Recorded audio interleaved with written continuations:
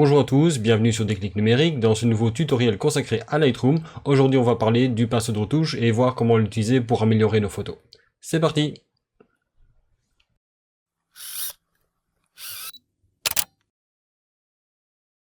Le pinceau de retouche est le troisième outil qui va vous permettre de faire des corrections localisées sur vos photos. Le premier étant le filtre radial, le second étant le filtre dégradé. Ceux-là, je les ai déjà couverts en vidéo. Si vous ne les avez pas vus, je vous invite à aller jeter un coup d'œil dessus parce que beaucoup de paramètres sont similaires. Donc pour activer le pinceau de retouche, il vous suffit d'appuyer sur la touche K ou alors de cliquer sur l'icône du pinceau ici. Et à ce moment-là, devant vous, vous avez un outil qui a de forme circulaire comme un pinceau avec deux cercles. Au niveau de la représentation, vous avez bien entendu au centre la partie qui vous permet de savoir où vous visez. Le premier cercle à l'intérieur est le cercle où vous avez la correction qui va être appliquée totalement à 100%. Et le deuxième cercle représente la zone dans laquelle il va y avoir un dégradé qui va se produire pour la transition de l'effet que vous voulez appliquer. Vous pouvez changer la taille du pinceau avec la molette de la souris. Vous voyez ici en bas à droite, en fait c'est le même curseur qui est ici. Faire la molette ou le curseur ici revient exactement au même. Vous avez un autre curseur ici qui est le contour progressif que vous allez pouvoir utiliser pour faire varier la taille de la transition. Si vous mettez le contour progressif à 100%, ça veut dire que vous allez avoir un dégradé très important au niveau de la transition entre l'effet appliqué et l'effet non appliqué, tandis que si vous mettez le contour progressif à 0, à ce moment-là vous avez l'effet qui est appliqué tel quel sans aucune transition. Donc souvent un contour progressif est assez utile pour éviter que vos retouches soient trop visibles. Ensuite vous avez la partie débit. Alors le débit c'est un petit peu comme l'opacité ou le flux dans Photoshop, c'est-à-dire que vous allez définir quelle est la quantité d'effets que vous allez appliquer à chaque passage de la souris. Si vous mettez un débit à 10%, ça veut dire que chaque fois que vous passez un endroit avec le pinceau, vous allez avoir 10% de l'effet qui est appliqué. Donc par exemple, si ici je laisse les paramètres tels quels, je vais prendre l'exposition à -4 histoire que l'effet soit bien flagrant, et je vais passer avec donc la taille à 15, le contour progressif à 100 et le débit à 100. Vous voyez que si je passe, l'effet est appliqué tel quel, je peux passer 10 fois au même endroit, l'effet ne va pas s'assombrir. Donc bien entendu, là où il y a un effet de transition, dans la partie du contour progressif, là l'effet est réappliqué progressivement. Mais dans la partie où l'effet était déjà à 100%, ce n'est pas touché. Par contre, si maintenant je mets le débit à 10%, et que je passe ici par exemple, je vais faire plus petit pour qu'on le voit mieux, je passe sur le nez, vous voyez que je passe un tout petit peu, on ne voit à peine l'effet. Mais si je repasse dessus, et encore, et encore, et encore, et encore, vous voyez à ce moment-là que l'effet s'applique progressivement de plus en plus fort. À chaque fois que vous lâchez la souris, que vous recliquez pour relancer l'effet, il y a une surcouche d'effet qui vient s'appliquer dessus, avec chaque fois 10% d'effet supplémentaire. Si vous mettez maintenant à 50%, mais vous aurez 50% à l'effet, etc. Moi je n'emploie pas forcément très souvent cette option de débit, mais si maintenant vous voulez appliquer des effets avancés très progressifs dans l'image, ça devient très utile. Alors, bien entendu, ce que j'ai fait là n'a aucun intérêt, puisque simplement pour vous montrer ces paramètres-là, si vous voulez supprimer un pinceau, vous avez qu'à cliquer sur la zone d'origine du pinceau et vous appuyez sur Delete. Alors dans les options et aides intéressantes qu'il y a au niveau du pinceau, vous avez l'affichage de l'incrustation. L'affichage de l'incrustation va vous permettre de voir non pas l'effet que vous appliquez, mais l'endroit où l'effet est appliqué. Quand vous cochez la case afficher l'incrustation, à ce moment-là, Lightroom va vous afficher en superposition une couleur qui va vous permettre de voir où vous peignez, plutôt que d'afficher l'effet directement, ce qui peut être assez pratique quand vous voulez voir à quel endroit votre effet va s'appliquer. Les effets que vous ferez à ce moment-là ne seront pas affichés, ils ne s'afficheront qu'à partir du moment où vous décocherez la case. Donc je resupprime de nouveau le pinceau, je clique dessus, je fais Delete et il est supprimé. Donc voyons maintenant concrètement comment utiliser ce pinceau pour travailler efficacement. Moi ce que je voudrais faire dans cette photo, c'est faire ressortir un peu les rayures. Donc ce que je vais faire, je vais travailler avec l'outil pinceau et je vais cliquer sur Nouveau. Comme ça j'ai un nouveau pinceau qui est créé et je vais cliquer sur réinitialiser, comme ça je suis sûr ou certain qu'il n'y a aucun paramètre. Vous pouvez également faire un double clic aussi sur effet ici pour tous ces paramètres ici soient remis à 0. La première chose c'est que je vais afficher l'incrustation. Et ce que je vais faire, c'est prendre toutes les parties qui sont foncées. Alors pour ça, j'ai deux solutions. La première solution, c'est d'appliquer le masquage automatique et à ce moment-là, me dire que je vais un petit peu zoomer quand même. et je vais cibler la zone qui m'intéresse. Donc par exemple, ici, la partie de la rayure. Donc quand je passe dessus, vous voyez qu'avec le masquage automatique, même si je déborde, tant que la croix et principalement la zone centrale ne dépasse pas de la zone qui m'intéresse, je vais pouvoir comme ça sélectionner de manière assez fine des zones très précises, tout en ne débordant pas sur des éléments plus délicats comme la partie blanche ici.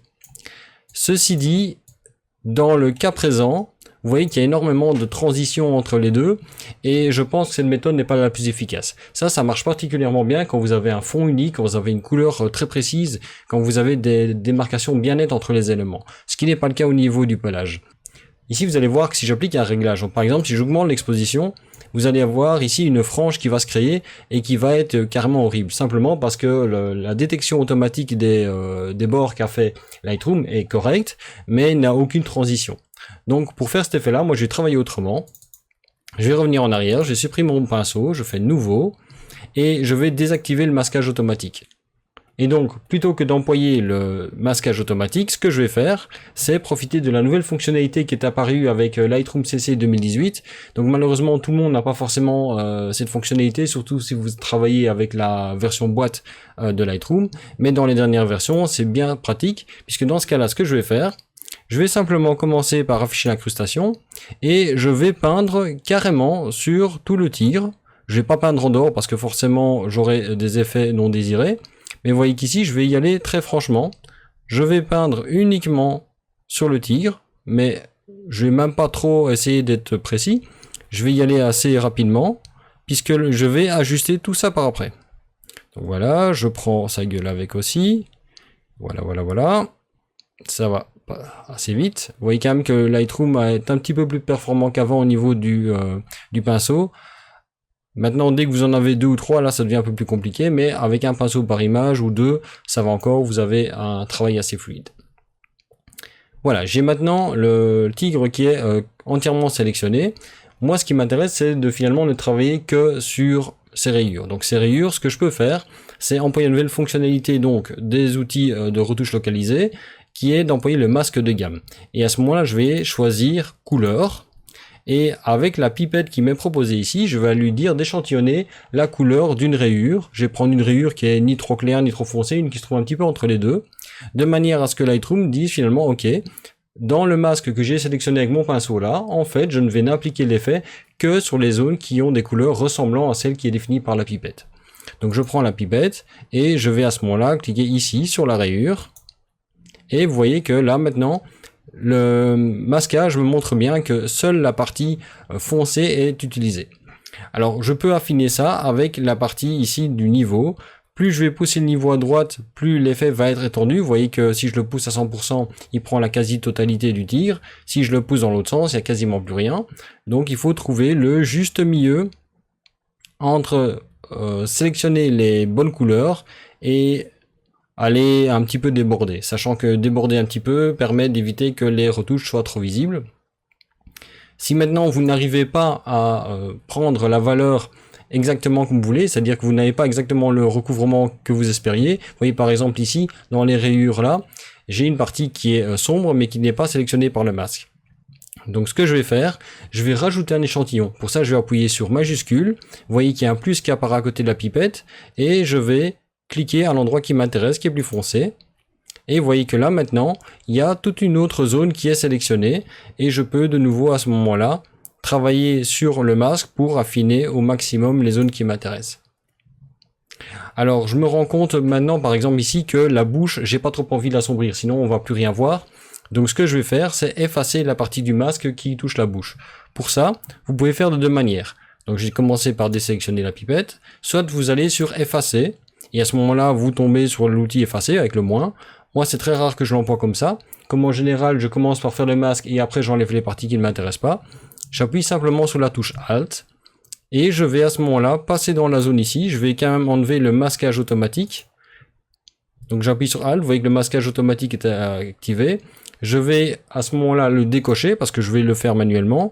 Et je vais passer sur la zone que je ne veux pas toucher avec ma retouche ici. M'assurer que sa gueule qui est déjà fort foncée ne soit pas encore assombrie. Voilà. J'ai maintenant un masque qui me semble correct. Je décoche pour voir l'effet apparaître. Et donc ce que je vais faire maintenant, c'est un petit peu assombrir. Ici.